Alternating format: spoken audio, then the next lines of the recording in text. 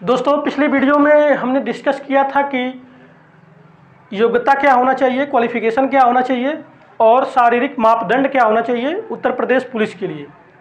Uttar Pradesh police का जो बहुत बड़ी मात्रा में वैकेंसी जो आ रही हैं 35,000, बहुत बड़ा अवसर है आप सबके लिए। सब कुछ मैं डिटेल में बता दिया हूँ, वीडियो में बता दिया हूँ।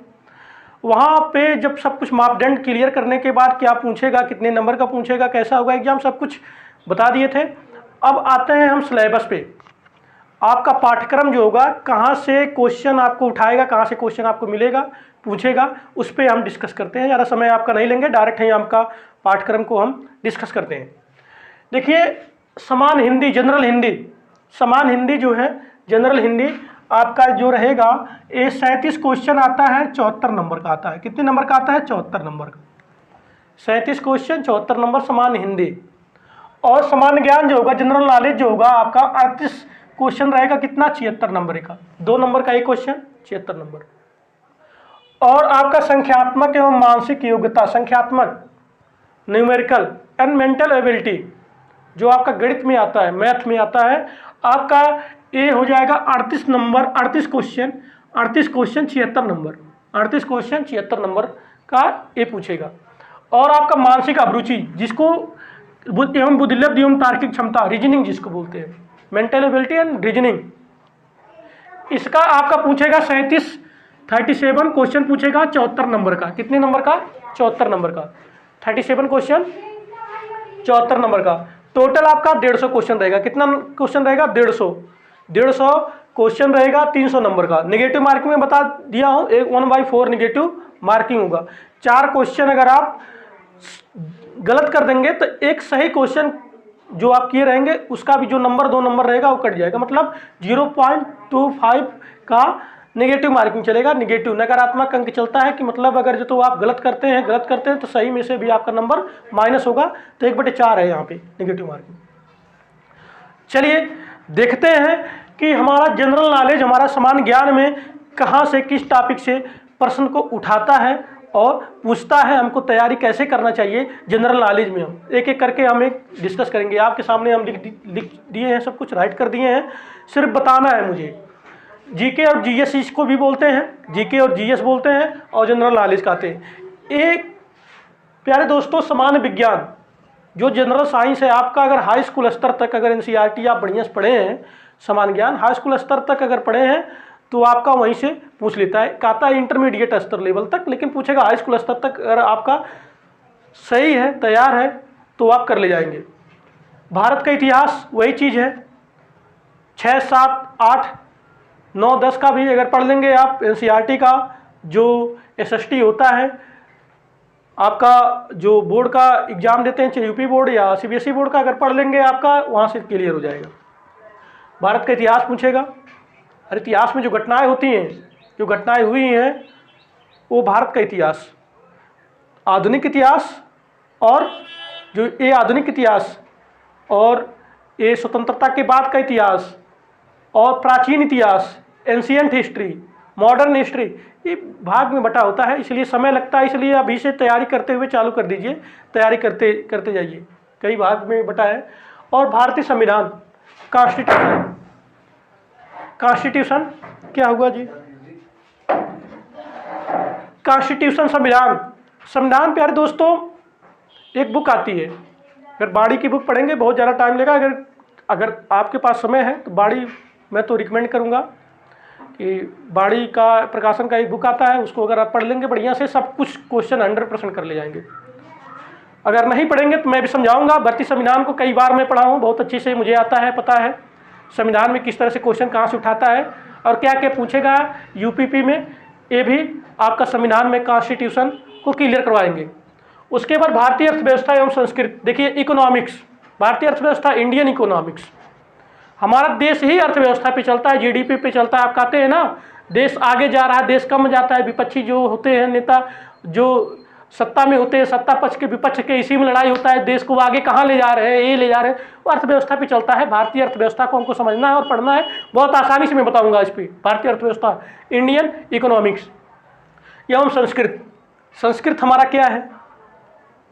सब धर्म के लोग यहाँ आते हैं, सब धर्म को सम्मान मिलता है, धर्मनिरपेक्ष हमारा देश है, किस संस्कृति को हम फॉलो करते हैं, सब कुछ बहुत बढ़िया से इसको मैं लेके आऊँगा, बताऊँगा। और भारतीय कृषि, यहाँ पे क्या क्या उगाया जाता है, किस तरह की मिट्टी पाई जाती है, और सब भी कहाँ पे कौन सा चीज़ उगाया जाता है, कौन नकदी फसल है, जायद और जायद की फसल हो गया, ग्रीष्म ऋतु में जो फसल होता है, और सॉरी अभी रबी की फसल, जायद की फसल और खरीफ की फसल, ये सभी चीज़ पूछता है, कृषि में पूछेगा, बढ़िया चीज़ उठाता है, टॉपिक आ जाएगा आपको आसानी से।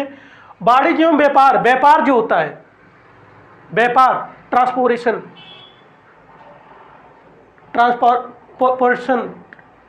ये जो व्यापार होता है, आपस में जो व्यापार होता है, दूसरे देशों से जो व्यापार होता है, और प्रदेशों से व्यापार पे, उस पर भी क्वेश्चन पूछेगा, वाणिज्य व्यापार, अर्थव्यवस्था और व्यापार।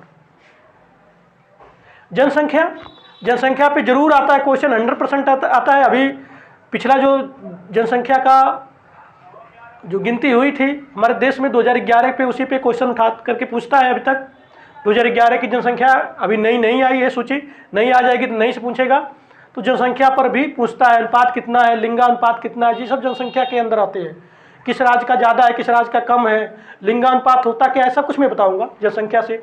पर्यावरण एवं नगरीकरण, पर्यावरण क्या होता है, चारों ओर से घिरे हुए आवरण को पर्यावरण बोलते हैं।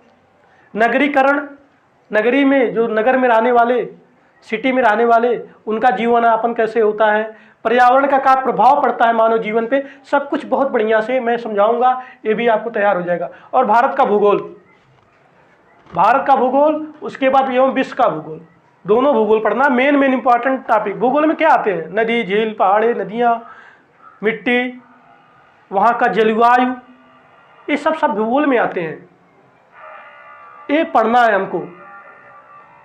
क्यों सूर्य किस देश में पहले निकल जाता है, किसी देश में बाद में आता है, कहीं दिन रहता है, कहीं अंधेरा रहता है, क्यों होता है, कर्क रेखा क्या है, मकर रेखा क्या है, क्या प्रभाव पड़ता है, उससे जलवायु से क्या प्रभाव पड़ता है, और सभी चीज़ें जो होती हैं भूगोल के अंदर आती हैं, मैं बताऊंगा, पढ़ाऊंगा आप सबको, बहुत बढ़िया से पढ़ाऊंगा। प्राकृतिक संसाधन, प्रकृति के द्वारा जो मिले हैं, हवा, वायु हो गया, सौर से किरण मिल रहा है, मिट्टी है, पहाड़ है, झील है, नदियां हैं, पानी है, इस सब का यूज कैसे होता है, क्या क्या होता है, इसके बारे में भी पढ़ना है। उत्तर प्रदेश की शिक्षा, अब उत्तर प्रदेश की शिक्षा व्यवस्था हमेशा बवाल होता रहता है। कहीं आ गए दिल्ली वाले शिक्षा मंत्री हो, उत्तर प्रदेश का आते हैं, अरे हमारा शिक्षा व्यवस्था बहुत आगे है, ये कहेंगे नहीं हमारा बहुत आगे है। हाँ, तो क्या शिक्षा व्यवस्था के बारे में पढ़ेंगे तभी तो बढ़ेंगे, तभी तो जानकारी होगा, तब तो कुछ कर सकेंगे अपने लिए, अपनी ज़िंदगी के लिए, अपने माँ बाप के सपनों को पूरा करने के लिए। तो शिक्षा व्यवस्था पर भी उत्तर प्रदेश के सवाल पूछा जाएगा, बहुत ही रोमांचक होगा। नया शिक्षा नीति आया है, किस तरह से क्या होता है प्रणाली, सब कुछ बहुत बढ़िया से पढ़ा जाएगा, समझा जाएगा। उसके बारे में अभी ज़्यादा मत डिटेल पूछिए, आगे चलिए। संस्कृत और प्रशासनिक व्यवस्था, प्रशासनिक व्यवस्था जो रूल चलता है, पुलिस फोर्स का रूल चलता है, जो पुलिस का रूल है, और सबका प्रशासन जो है, प्रशासन कड़ा, बहुत कड़ा, क्राइम जीरो। प्रशासन किस तरह से होना चाहिए मानव सभ्यता के लिए, हमारे उत्तर प्रदेश के लिए, सब कुछ है, बहुत बढ़िया समझा जाएगा। इसके लिए बहुत ज़्यादा मत टेंशन लीजिएगा। मानवाधिकार क्या होता है, मानव का जो अधिकार बनता है, हाँ हम सबका अधिकार बना है ना, फंडामेंटल राइट्स, ड्यूटीज भी है, फंडामेंटल मूल कर्तव्य अधिकार सब कुछ है, बढ़िया से पढ़ाएंगे। ड्यूटीज भी, आंतरिक सुरक्षा, अंदर IBO भी लगे जाते हैं, इंटेलिजेंस ब्यूरो, सब आंतरिक, वो सब रिपोर्ट पहुंचाते हैं, कहाँ तक पहुंचाते हैं, सरकार तक पहुंचाते हैं, राजधानी तक पहुंचाते हैं। आप सबकी खबर पहुंचता रहता है। आंतरिक सुरक्षा और आतंकवाद से कैसे निपटेंगे, हमारे योगी बाबा तो कहते हैं अरे उड़ा देंगे सब आतंकवादियों को, मोदी तो लगे हुए हैं उड़ाने के लिए। अब देख लीजिए पाकिस्तान का अधिकतर क्राइम रुक गया, जम्मू कश्मीर में कहाँ होता है, पहले हमेशा गोलीबारी, रोज़ पेपर में तो वही निकलता था, इतना गोली फायर किए, सीज फायर का उल्लंघन, ये हुआ। आतंकवाद से निपटने अब हमारे जो नेता हैं, युवा जो नेता हैं, जो जा रहे हैं, बुद्धिजीवी नेता है, सबको आ रहा है, आतंकवाद से सफाया कर रहे हैं। भारत और उसके पड़ोसी देश के बीच संबंध, चाइना से क्या संबंध है, पाकिस्तान से क्या संबंध है, अमेरिका से क्या संबंध है, रूस से क्या संबंध है, ये बहुत ही महत्वपूर्ण टॉपिक है। पहले तो मोदी जी व्यवहार करना चाहें चाइना से, पाकिस्तान से भी, पाकिस्तान में चले गए, भाई कोई करेगा ऐसा? आतंकवादियों के बीच में चले गए, जब देखे जब नहीं सुधरेगा, कहीं सुधरता है पूछ, नहीं सुधरेगा, आपका हिंट काफ़ी है। जब सुधरेगा ही नहीं तो कहाँ सुधारेंगे? कहेंगे अरे अब आओ, तब सर्जिकल स्ट्राइक मारे थे, मारो बड़बड़ा, तब सब समझ में आए। एक के बाद सर्जिकल स्ट्राइक किए, अब हो रहा है दुम दमा के पीछे। अभिनंदन हमारे मारे ताड़ करके सम्मान से पहुंचा दिया भारत में। भारत मजबूत हो रहा है, उभर रहा है, वैश्विक अर्थव्यवस्था उसका उभर रहा है, विश्व में अपना नाम कमा रहा है, कीर्तिमान। इससे नहीं, विश्व में विश्व गुरु बनेगा मेरा देश, मेरा भारत, इंडिया। तो क्या संबंध है, इसके बारे में भी पढ़ा जाएगा। उसके पड़ोसी देशों से कैसे संबंध है। आज जो यूक्रेन और रूस का युद्ध हो रहा है बीच में, सब भारत की गुणगान महिमा गा रहे हैं। रूस से तेल खरीद रहा है, क्या उन्हें खरीदे भाई, मित्र है जो हमारे विकट विषम परिस्थिति में वो काम आया, तो हम आज उसका थोड़ा सा नहीं मदद कर सकते हैं। बढ़िया डिप्लोमेसी जो है भारत की, बहुत बढ़िया है, बहुत बढ़िया है, गुड। राष्ट्रीय एवं अंतर्राष्ट्रीय संगठन, राष्ट्रीय जो संगठन होगा, अंतर्राष्ट्रीय संगठन होता है, सबका संगठन होता है। राष्ट्रीय संगठन अंतर्राष्ट्रीय संगठन के बीच में समन्वय होता है, तब राष्ट्रीय अंतर्राष्ट्रीय बीच के व्यापार बनता है। ये तब जाकर के ये सब जो बना है विश्व शांति के लिए, वो जिनेवा संधि और तरह तरह के जो संधि होते हैं, यूएनओ, तरह तरह के जो बने हैं, सब संगठन होता है। संगठन सूचनाएं होती हैं, एक दूसरे से आदान प्रदान की जाती है, अपनी संस्कृति, सभ्यता, अर्थव्यवस्था के बीच में सब में संबंध होता है। तब जाकर के हम सभी अच्छी अच्छी टेक्नोलॉजी जो हैं वो भी पा जाते हैं, सब चीज़ को हम पा जाते हैं। ऐसा नहीं कि हमारे देश में कंप्यूटर की खोज हो गया, अरे कहीं खोज हुआ होगा, कंप्यूटर का भी क्लास में लिया था, बताया था, उसमें जाकर के देख लीजिएगा, कहीं से भी कुछ होता है। और कई जो फसलें वसलें होती है, कहीं बहुत दूसरे देश से हमारे देश में मंगाई जाती है, लाई जाती है। विमुद्रीकरण और उसका प्रभाव, मुद्रीकरण विमुद्रीकरण के बारे में बता देंगे हम, हाँ, और उसका प्रभाव क्या होगा। दोनों दो होता है, विमुद्रीकरण, मुद्रीकरण। साइबर क्राइम हो रहा है, बहुत ज़्यादा हो रहा है, ठगी। OTP मत देना, कोई भी पूछे OTP नहीं देना। कोई डिटेल पूछे, आधार कार्ड का फ़ोन पे पूछे कि हम ये बोल रहे हैं, हम आई अफसर बोल रहे हैं, ऐसा करिए, फ्रॉड वाला काम मत करना, जागरूक बनिए, साइबर क्राइम से बच जाइए। साइबर क्राइम उसको कैसे निपटा जाएगा, उसके लिए वस्तु एवं सेवा कर, वस्तु पे जो GST लगता है, कर लगता है वस्तु पे, कैसा होता है, उसके बारे में भी करेंगे डिस्कस। पुरस्कार एवं सम्मान, पुरस्कार कौन से सम्मान में कौन सा पुरस्कार मिलेगा। सब लोग मेहनत करते हैं कि हमको एक अच्छा पुरस्कार मिल जाए, मेरा नाम हो जाए, मेहनत इसीलिए करते तो हैं। पुरस्कार और सम्मान के बारे में भी पढ़ना है, देश के बारे में पढ़ना है, राजधानी के बारे में पढ़ना है, देश का, अपने देश के बारे में नहीं, सब देश के और राजधानी के, और वहाँ पे कौन सी मुद्रा चलती है ये पढ़ना है, क्योंकि ये 100% एक क्वेश्चन आता है।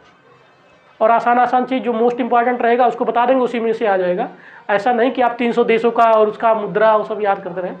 महत्वपूर्ण देशों का बस आप पढ़ लीजिएगा। महत्वपूर्ण दिवस किस दिवस में, विश्व जल दिवस, पृथ्वी दिवस, एड्स दिवस, बहुत से गांधी जयंती, मतलब बढ़िया बढ़िया दिवस, महत्वपूर्ण दिवस जो है पढ़ लीजिएगा। आपका साक्षरता दिवस, कई दिवस, बहुत से दिवस हैं। महत्वपूर्ण दिवस को हम क्या करना है, पढ़ना है। अनुसंधान एवं खोज, क्या क्या खोज हुआ है, क्या क्या रिसर्च चल रहा है, जो नवीनतम चीज़ें हैं, करंट अफेयर से आपको भी मिल जाएगा, ये सब चीज़ पढ़ लेंगे। और पुस्तक एवं उसके लेखक हिंदी में आते हैं ना, कौन सा पुस्तक कौन लेखक ने लिखा, कालिदास, तुलसीदास, बहुत से ऐसे जो हमारे बुद्धिजीवी जो लेखकगण हैं, महान महान लोग हैं, महान विभूतियाँ हैं, उनके जो रचनाएँ हैं, कृतियाँ हैं, उनके बारे में हमको पढ़ना है। आएगा क्वेश्चन, इसलिए मैं कह रहा हूँ 6 महीना लीजिए लगातार कंटिन्यू, अभी से स्टार्ट कर दीजिए, तब जाके आपका सिलेबस क्लियर होगा। सोशल मीडिया और कम्युनिकेशन, सोशल मीडिया का कम्युनिकेशन कैसे होना चाहिए, लोगों के बीच में क्या क्या क्या होना चाहिए, किस तरह से समन्वय भाव रखना चाहिए, क्योंकि सोशल मीडिया एक ऐसा ज़माना है, एक क्लिक पे लाखों लोगों के पास पहुंच जा रहा है, वायरल हो जा रहा है, इसलिए उस पर भी हमारा प्रभाव कैसा होना चाहिए, सबसे भी क्वेश्चन पूछेगा। ये हो जाएगा आपका जनरल नॉलेज, समान जीके जो है, जीके और जीएस होगा, ये 37 क्वेश्चन आएगा, 74 नंबर का आएगा। इसको मैं सिलेबस को मैं पहले बताया हूँ, क्योंकि सिलेबस के अकॉर्डिंग ही जब चलेंगे तभी सफलता मिलेगी। हर एक चीज़ को बहुत ही आसानी से समझा जाएगा। निश्चिंत होकर के दृढ़ संकल्पित होकर के अपने एम को रिजिडिटी होना चाहिए, अपने एम पर फ्लेक्सिबिलिटी नहीं, रिजिडिटी होना चाहिए, तब जाकर के अपने लक्ष्य को आप प्राप्त कर सकेंगे, भेज सकेंगे। अर्जुन की तरह मार दो तीर चलती हुई चिड़िया पे, तब आप पाएंगे। एक सीट पक्की करेंगे और अगला जो भी सिलेबस होगा मैं लेकर के आऊँगा कि समान ज्ञान का हो चुका है, हिंदी का, संख्यात्मक, जो मेंटल एबिलिटी का, ये मैथ का और रीजनिंग का, ये सभी मैं लेकर के आऊँगा। इसमें इंग्लिश नहीं पढ़ना है प्यारे बच्चों, इसमें अंग्रेजी नहीं पढ़ना है। इसलिए सिलेबस, इसीलिए मैं कह रहा हूँ कि क्या क्या पूछेगा पहले उस पर हम डिस्कस कर करके तब हम तैयारी अगर करेंगे, आप सब मिल करके सब तैयारी करेंगे, आप एक सीट पा जाएंगे। इंग्लिश नहीं पूछता है, मैथ पूछेगा, रीजनिंग पूछेगा, हिंदी पूछेगा और general knowledge GK and GS पूछेगा। इन सब पे हमको पूरी तरह से फोकस करना है और 150 क्वेश्चन में 150 क्वेश्चन करके आना है। उसमें से 140 सही होना चाहिए, 100% होना चाहिए और हो जाएगा। अगर आप अभी से लग जाएंगे, आपको कोई रोक नहीं सकता वर्दी पाने से, पुलिस की वर्दी पाने से। जब पिस्टल खोस करके घूमेंगे ना, भौकाल बढ़ जाएगा। इसलिए पा जाइए वर्दी। और आप सबको ढेर सारी शुभकामनाएं रहेंगी, लगातार लगे रहिए, मेहनत करते रहिए, आप सब जरूर सफल होंगे, ये मेरा भरोसा है, मैं आपको भरोसा दिलाता हूं। और आएंगे नेक्स्ट वीडियो में अगला सिलेबस जो लेकर के, तब तक के लिए जय हिंद,